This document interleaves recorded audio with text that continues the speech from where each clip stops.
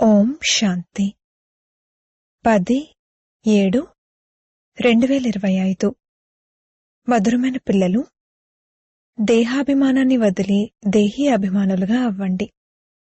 దేహీ అభిమానులనే ఈశ్వరీయ సాంప్రదాయం వారు అంటారు. ప్రశ్న: పిల్లలైన మీరిప్పుడు ఏ సత్సంగమునైతే చేస్తున్నారో ఇది ఇతర సత్సంగాల కంటే అతీతమైనది. ఎలా? జవాబు: ఆత్మ మరియు పరమాత్మల జ్ఞానాన్ని వినే సత్సంగం ఇదొక్కటే. ఇక్కడుండేది చదువు. లక్ష్యం ఉద్దేశం కూడా ఎదురుగా ఉంది. ఇతర సత్సంగాల్లో చదువు కూడా ఉండదు, అలాగే లక్ష్యం ఉద్దేశం కూడా ఉండదు. ఓం శాంతి. ఆత్మిక పిల్లలకు ఆత్మిక తండ్రి అర్థం చేయిస్తున్నారు. ఆత్మిక పిల్లలు వింటున్నారు. మొట్టమొదటి తండ్రి అర్థం చేయిస్తున్నారు. మీరెప్పుడు కూర్చున్నా సరే స్వయాన్ని ఆత్మగా భావిస్తూ కూర్చోండి. దేహంగా భావించకండి. దేహాభిమానం కలవారిని ఆసురీ సాంప్రదాయాలు అంటారు. దేహీ అభిమానులను ఈశ్వరీయ సాంప్రదాయాలు అంటారు. ఈశ్వరునికి తన దేహం లేదు. వారు సదా ఆత్మాభిమానిగానే ఉంటారు. వారు సుప్రీం ఆత్మ, సర్వాత్మలకు తండ్రి. పరమ ఆత్మ అనగా ఉన్నతోన్నతుడు. మనుషులెప్పుడైతే ఉన్నతోన్నతుడైన భగవంతుడు అనంటారో అప్పుడు అతడు నిరాకారుడని, లింగరూపుడని వారి బుద్ధిలోకి వస్తుంది. నిరాకార లింగానికి పూజ కూడా జరుగుతుంది. వారు పరమ ఆత్మ అనగా సర్వాత్మలలో కల్లా ఉన్నతమైన వారు. వారు కూడా ఒక ఆత్మే, కాని వారు ఉన్నతమైన ఆత్మ. వారు జనన మరణాల్లోకి రారు. మిగిలిన వారంతా పునర్జన్మలు తీసుకుంటారు. మిగిలిన వారంతా రచన. రచయిత అయితే ఒక్క తండ్రే. బ్రహ్మ, విష్ణు, శంకర్లు కూడా రచనే. అలాగే మనుష్య సృష్టి అంతా కూడా రచనే. రచయితను తండ్రి అని అంటారు. ఇంట్లో పురుషుణ్ణి కూడా రచయిత అంటారు. అతను పత్నిని దత్తత తీసుకుని ఆమె ద్వారా రచనను రచిస్తాడు. ఆ తర్వాత పాలన చేస్తాడు, కాని వినాశనం చేయడు. ఇతర ధర్మస్థాపకులెవరైతే ఉన్నారో వారు కూడా రచన రచిస్తారు, ఆ తర్వాత పాలన కూడా చేస్తారు, కాని వినాశనం ఎవరూ చేయరు. అనంతమైన తండ్రిని పరమ ఆత్మ అంటారు. ఏ విధంగా ఆత్మరూపం బిందువో అలాగే పరంపిత పరమాత్ముని రూపం కూడా ఒక బిందువే. కాని ఇంత పెద్ద లింగ రూపాన్ని ఏదైతే తయారు చేస్తారో దానిని భక్తి మార్గంలో పూజ కోసమని తయారు చేస్తారు. బిందువుకు పూజ ఎలా చేయగలరు? భారత్లో రుద్రయజ్ఞాన్ని రచించినప్పుడు శివలింగాన్ని మరియు శాలిగ్రామాలను మట్టితో తయారు చేసి వాటిని పూజిస్తారు. దానిని రుద్రయజ్ఞం అంటారు. వాస్తవానికి దాని యథార్థమైన నామం రాజస్వ అశ్వమేధ అవినాశి రుద్ర గీతా జ్ఞాన యజ్ఞం. శాస్త్రాల్లో కూడా ఈ విధంగా రాయబడి ఉంది. ఇప్పుడు తండ్రి పిల్లలకు చెప్తున్నారు, స్వయాన్ని ఆత్మగా భావించండి. ఇతర సత్సంగాలు ఏవైతే ఉన్నాయో వాటిలో ఆత్మ మరియు పరమాత్మల జ్ఞానం ఎవరిలోనూ లేదు. అలాగే ఆ జ్ఞానాన్ని ఎవరూ ఇవ్వలేరు. అక్కడైతే ఎటువంటి లక్ష్యము, ఉద్దేశము ఉండదు. పిల్లలైన మీరైతే ఇప్పుడు చదువుతున్నారు. ఆత్మ శరీరంలోకి ప్రవేశిస్తుందని మీకు తెలుసు. ఆత్మ అవినాశి, శరీరం వినాశి. ఆత్మ శరీరం ద్వారా పాత్రను అభినయిస్తుంది. ఆత్మ అయితే అశరీరిగానే ఉంది కదా. వివస్త్రగా వచ్చాము, వివస్త్రగా వెళ్ళాలి అని కూడా అంటారు. శరీరాన్ని ధారణ చేశాము, మళ్లీ శరీరాన్ని వదిలి వివస్త్రగా వెళ్ళిపోవాలి. ఈ తండ్రి కూర్చుని పిల్లలైన మీకే అర్థం చేయిస్తున్నారు. భారత్లో ఒకప్పుడు సత్యుగం ఉండేదని, అప్పుడు దేవీదేవతల రాజ్యం ఉండేదని, ఒకే ధర్మం ఉండేదని కూడా పిల్లలకు తెలుసు. ఈ విషయం కూడా భారతవాసులకు తెలీదు. తండ్రి గురించి ఎవరైతే తెలుసుకోలేదో వారేమీ తెలుసుకోనట్లే. మాకు రచయిత మరియు రచన గురించి తెలియదు అని ప్రాచీన ఋషులు మునులు కూడా అనేవారు. అనంతమైన తండ్రే రచయిత. వారికే రచన యొక్క ఆది మధ్యాంతాల గురించి తెలుసు. ఆది అని మొదలును అంటారు, ఆ తర్వాత మధ్యమము. ఆది సత్యుగము, దానిని పగలు అంటారు. ఆ తర్వాత మధ్యమం నుండి అంతిమం వరకు రాత్రి ఉంటుంది. సత్యత్రేతాయుగాలు పగలు. స్వర్గం ప్రపంచ అద్భుతం. భారతే స్వర్గంగా ఉండేది. అందులో లక్ష్మీనారాయణులు రాజ్యం చేసేవారు. ఈ విషయం భారతవాసులకు తెలియదు. తండ్రి ఇప్పుడు స్వర్గాన్ని స్థాపన చేస్తున్నారు. తండ్రి అంటారు, మీరు స్వయాన్ని ఆత్మగా భావించండి. నేను ఫస్ట్ క్లాస్ ఆత్మను. ఈ సమయంలో మనుష్యమాతృలందరూ దేహాభిమానులుగా ఉన్నారు. తండ్రి ఆత్మాభిమానులుగా తయారు చేస్తారు. ఆత్మ అంటే ఏమిటి అనేది కూడా తండ్రి తెలియజేస్తారు. మనుషులకేమీ తెలియదు. బ్రుకుటి మధ్యలో ఒక అద్భుతమైన నక్షత్రం మెరుస్తుంది అని అంటారు, కానీ అదేమిటి, అందులో పాత్ర ఏ విధంగా నిండి ఉంది అనేది ఏమీ తెలీదు. ఇప్పుడు తండ్రి మీకు అర్థం చేయిస్తున్నారు. భారతవాసులైన మీరు 84 జన్మల పాత్రను అభినయించవలసి ఉంటుంది. భారతే ఉన్నతమైన ఖండం. మనుష్యమాతృలంతా ఎవరైతే ఉన్నారో వారికిది తీర్థస్థానం. సర్వులకు సద్గతినిచ్చేందుకు తండ్రి ఇక్కడికి వస్తారు. రావణ రాజ్యం నుండి విముక్తులను చేసి గైడ్గా అయి మార్గదర్శకుడై తీసుకువెళ్తారు. మనుషులు భగవంతుడు మార్గదర్శకుడు అని అంటారే కాని దాని అర్థమేమీ తెలీదు. భారత్లో మొదట దేవీదేవతలు ఉండేవారు. వారే మళ్లీ పునర్జన్మలు తీసుకోవాల్సి ఉంటుంది. భారతవాసులే దేవతలుగా అయి మళ్లీ క్షత్రియులుగా, వైశ్యులుగా, శూద్రులుగా అవుతారు. పునర్జన్మలు తీసుకుంటారు కదా. ఈ జ్ఞానాన్ని పూర్తిగా అర్థం చేసుకునేందుకు 7 రోజులు పడుతుంది. పతిత బుద్ధిని పావనంగా తయారు చేయాలి. ఈ లక్ష్మీనారాయణులు పావన ప్రపంచంలో రాజ్యం చేసేవారు కదా. వారి రాజ్యమే భారత్లో ఉండేది. ఆ సమయంలో ఇతర ధర్మాలేవీ లేవు. ఒకే ఒక్క రాజ్యం ఉండేది. భారత్ ఎంత సుసంపన్నంగా ఉండేది. వజ్రవైడూర్యాలతో నిర్మితమైన మహళ్లుండేవి. ఆ తర్వాత రావణ రాజ్యంలో పూజారులుగా అయ్యారు. అప్పుడు భక్తి మార్గంలో ఈ మందిరాలు మొదలైనవి తయారు చేశారు. సోమనాథుని మందిరం ఉండేది కదా. కేవలం ఒక్క మందిరం మాత్రమే ఉండదు కదా. ఇక్కడ కూడా శివుని మందిరాలలో ఎన్ని వజ్రవైడూర్యాలు ఉండేవంటే వాటిని మహమ్మద్ గజ్నవి ఒంటెలపై నింపుకుని వెళ్లాడు. ఎవరైనా కొన్ని లక్షల ఒంటెలను తీసుకొచ్చి నింపుకుని వెళ్లినా కూడా తరగనంత సంపద అక్కడుండేది. సత్యుగంలో బంగారం, వజ్రవైడూర్యాలతో నిర్మితమైన మహళ్లు ఎన్నో ఉండేవి. మొహమ్మద్ గజ్నవి అంటే ఇప్పుడొచ్చారు, కానీ ద్వాపరంలో కూడా ఎన్ని మహళ్లు మొదలైనవి ఉంటాయి. అవన్నీ మళ్లీ భూకంపాలలో లోపలికి వెళ్లిపోతాయి. రావణుడి బంగారు లంక అంటూ ఏదీ ఉండదు. రావణ రాజ్యంలోనైతే భారత్ పరిస్థితి ఇలా అయిపోయింది. 100% అధార్మికంగా, అధర్మయుక్తంగా, నిరుపేదగా, పతితంగా, వికారిగా తయారైంది. కొత్త ప్రపంచాన్ని నిర్వికారి ప్రపంచం అంటారు. భారత్ శివాలయంగా ఉండేది. దానిని ప్రపంచ అద్భుతం అంటారు. అక్కడ చాలా తక్కువ మంది మనుషులు ఉండేవారు. ఇప్పుడైతే కోట్లాది మంది మనుషులున్నారు.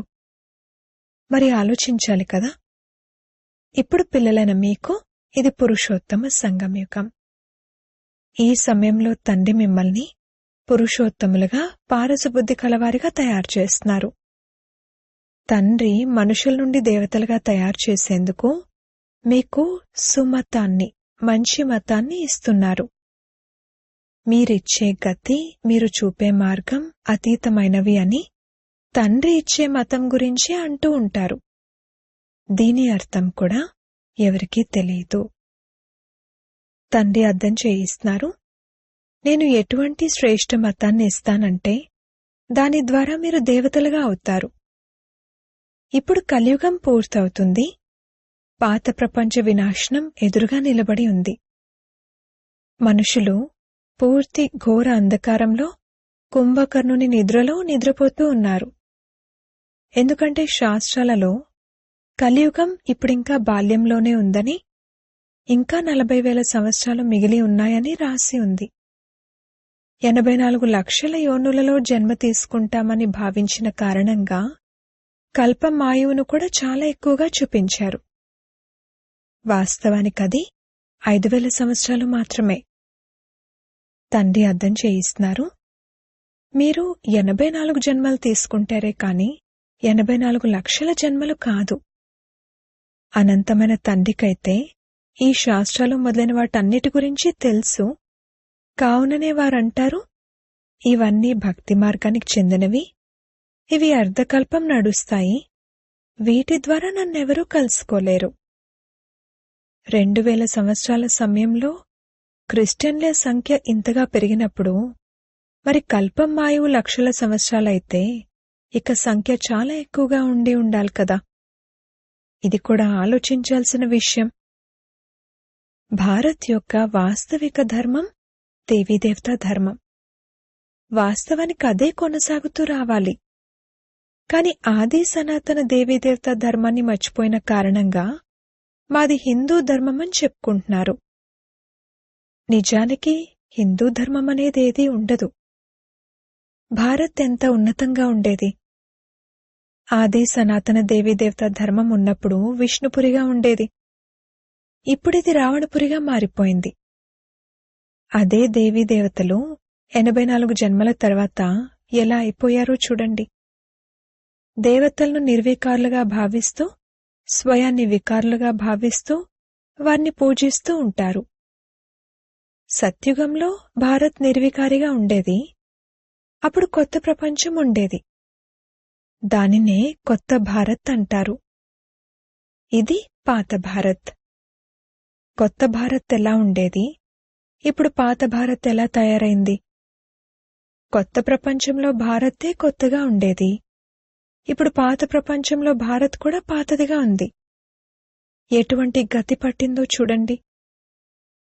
భారతే స్వర్గంగా ఉండేది, ఇప్పుడు నరకంగా ఉంది.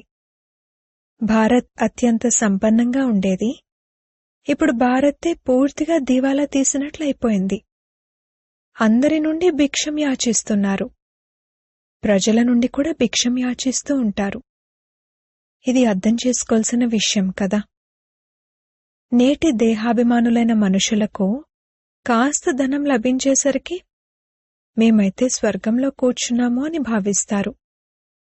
సుఖధామమైన స్వర్గం గురించి అసలేమాత్రమూ తెలీదు. ఎందుకంటే రాతి బుద్ధి కలవారిగా ఉన్నారు. ఇప్పుడు వారిని పారస బుద్ధి కలవారిగా తయారు చేసేందుకు 7 రోజుల బట్టీలో కూర్చోబెట్టండి. ఎందుకంటే పతితంగా ఉన్నారు కదా. పతితుల్ని ఇక్కడైతే కూర్చోబెట్టలేరు. ఇక్కడ కేవలం పావనులు మాత్రమే ఉండగలరు. పతితులను అనుమతించడానికి వీల్లేదు. మీరిప్పుడు పురుషోత్తమ సంగం యుగంలో కూర్చున్నారు. బాబా మమ్మల్ని ఇటువంటి పురుషోత్తములుగా తయారు చేస్తున్నారని మీకు తెలుసు. ఇది సత్యమైన సత్యనారాయణ కథ. సత్యమైన తండ్రి మిమ్మల్ని నరుడి నుండి నారాయణుడుగా తయారు చేసే రాజయోగాన్ని నేర్పిస్తున్నారు. జ్ఞానం కేవలం ఒక్క తండ్రి వద్ద మాత్రమే ఉంది. వారినే జ్ఞానసాగరుడు అంటారు. శాంతి సాగరుడు, పవిత్రతా సాగరుడు, ఇది కేవలం వారొక్కరి మహిమనే. ఇతరులెవ్వరి మహిమ ఇలా ఉండదు. దేవతల మహిమ వేరు, పరంపిత పరమాత్మ శివుని మహిమ వేరు. వారు తండ్రి, శ్రీకృష్ణుడు దేవత. సూర్యవంశీలే చంద్రవంశీలవుతారు, వారే మళ్లీ వైశ్యవంశీలవుతారు.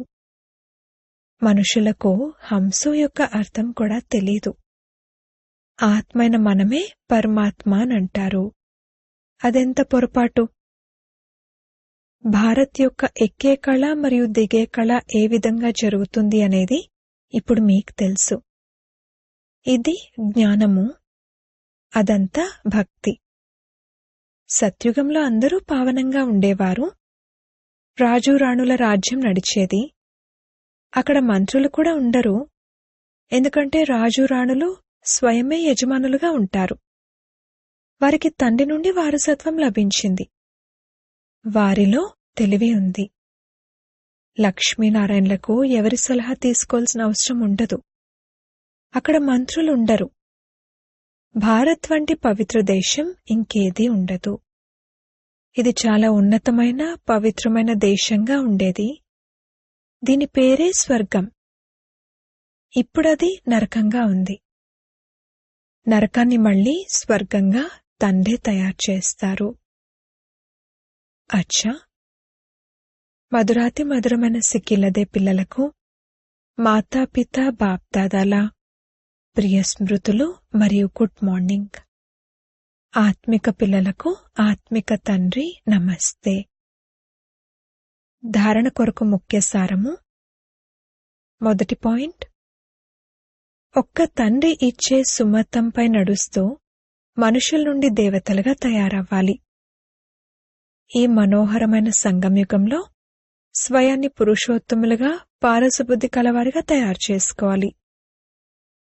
రెండవ పాయింట్, 7 రోజుల బట్టీలో కూర్చుని పతిత బుద్ధిని పావన బుద్ధిగా తయారు చేసుకోవాలి. సత్యమైన తండ్రి నుండి సత్యనారాయణుని సత్యకథను విని నరుని నుండి నారాయణునిగా అవ్వాలి.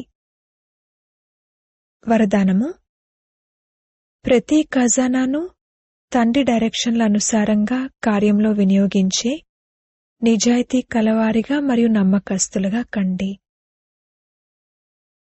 నిజాయితీ కలవారు మరియు నమ్మకస్తులు అని ఎవరినంటారంటే, ఎవరైతే తండ్రి నుండి ప్రాప్తించిన ఖజానాలను తండ్రి డైరెక్షన్లు లేకుండా ఏ కార్యంలోనూ వినియోగించారో వారు. ఒకవేళ సమయాన్ని, వాణిని, కర్మను, శ్వాసను మరియు సంకల్పాన్ని పరమతము లేక సాంగత్య దోషం కారణంగా వ్యర్థంగా పోగొడితే, స్వచింతనకు బదులుగా పరచింతన చేస్తే, స్వమానానికి బదులుగా ఏ రకమైన అభిమానంలోకైనా వస్తే, శ్రీమతానికి బదులుగా మన్మతం ఆధారంగా నడుచుకుంటే వారిని నిజాయితీ కలవారు అని అనరు. ఈ ఖజానాలన్నీ విశ్వ కళ్యాణం కొరకు లభించాయి. అందుకే వాటిని ఆ కార్యం కోసమే వినియోగించాలి. దీనినే నిజాయితీ కలవారిగా ఉండడం అంటారు.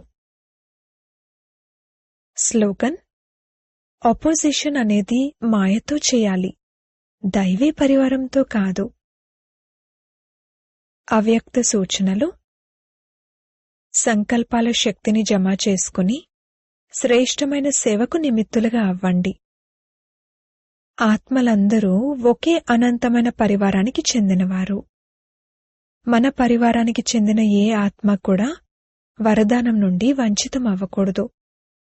ఇటువంటి ఉల్లాస ఉత్సాహాలతో కూడిన శ్రేష్ఠ సంకల్పాలు మనసులో సదా ఉండాలి. మీ ప్రవృత్తిలోనే బిజీగా ఉండకూడదు. అనంతమైన స్టేజ్పై స్థితులై అనంతమైన ఆత్మల సేవ చేయాలి అన్న శ్రేష్ఠ సంకల్పాన్ని చేయండి. ఇదే సఫలతకు సహజమైన సాధనం. అచ్చా, ఓం శాంతి.